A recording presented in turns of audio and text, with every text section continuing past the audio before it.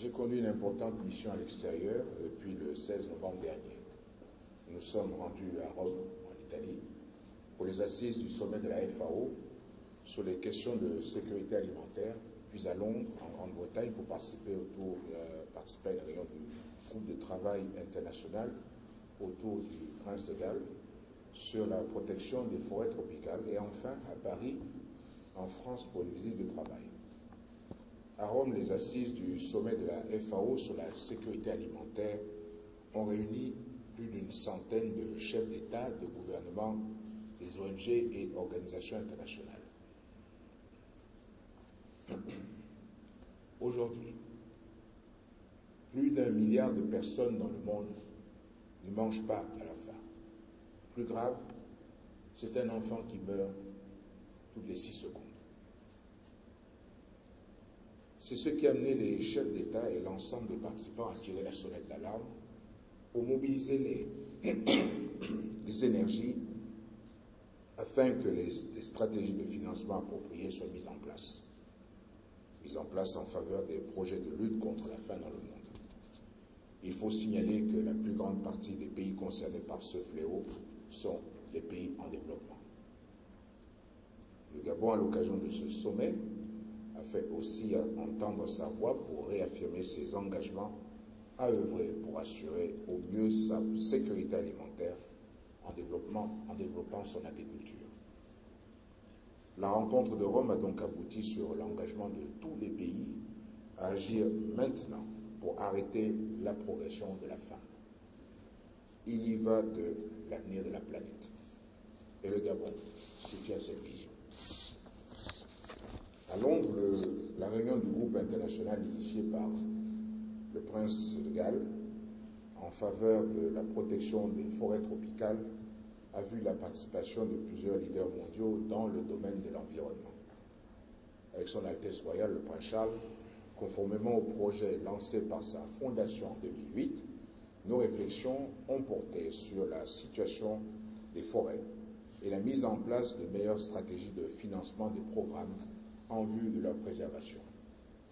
J'ai soutenu, au nom du Gabon, que pour résoudre à terme la question de la déforestation, nous devons développer des nouveaux paradigmes fondés sur le développement économique à faible émission de carbone dans les pays forestiers tropicaux. Pour nous, la réponse au changement climatique doit intégrer cette considération. Nous avons déjà pris des mesures dans le cadre de la protection durable de notre environnement en consacrant 9 millions d'hectares d'aires protégées. Enfin, à Paris, nous avons été reçus à l'Élysée par le chef de l'État, M. Nicolas Sarkozy, pour un déjeuner de travail. Nos entretiens ont porté sur les grandes questions de coopération entre la France et le Gabon. Nous avons notamment évoqué l'avenir de notre coopération conformément aux nouvelles ambitions du Gabon et l'appui dont nous pouvons bénéficier de ce partenaire. Le président Sarkozy nous a rassurés de ce que la France sera et restera toujours aux côtés du Gabon dans sa marche vers le développement et vers l'émergence.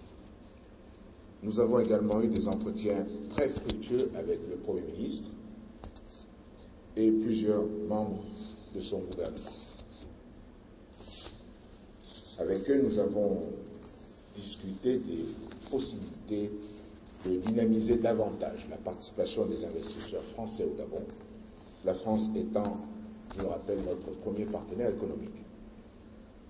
Des missions au niveau des experts vont se multiplier entre nos deux pays pour mettre techniquement ces orientations en marche, et ce, très rapidement.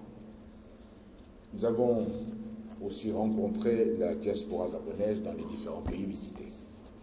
Avec elle, nous avons échangé sur la participation des cadres et des étudiants à la construction du Gabon émergent, notamment ceux qui souhaitent revenir au pays.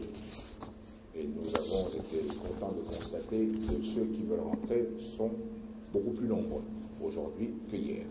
C'est un signe encourageant et nous rentrons donc satisfaits ce périple qui a vu pour nous donc des possibilités importantes et les partenaires présents pour accompagner le Gabon dans sa marche vers l'émergence. C'est un message qui est aussi bien passé, je dirais, à l'intérieur qu'à l'extérieur. À la fois, nous en sommes satisfaits et nous devons donc nous mettre encore plus vite au travail. Je vous remercie.